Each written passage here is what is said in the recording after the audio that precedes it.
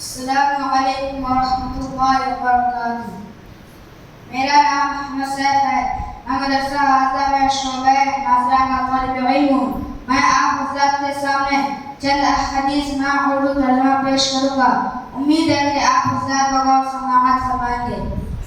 بسم اللہ الرحمن الرحیم۔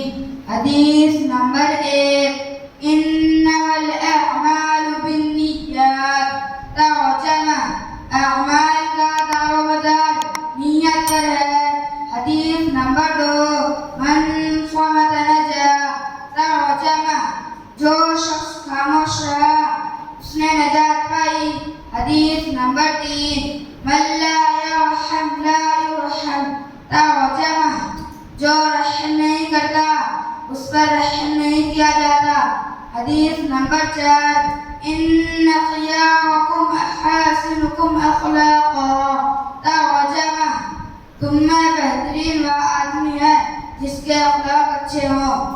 حدیث نمبر 5، الصوم جنہ۔ ترجمہ، روزہ ڈھال ہے۔ السلام علیکم ورحمۃ اللہ وبرکاتہ۔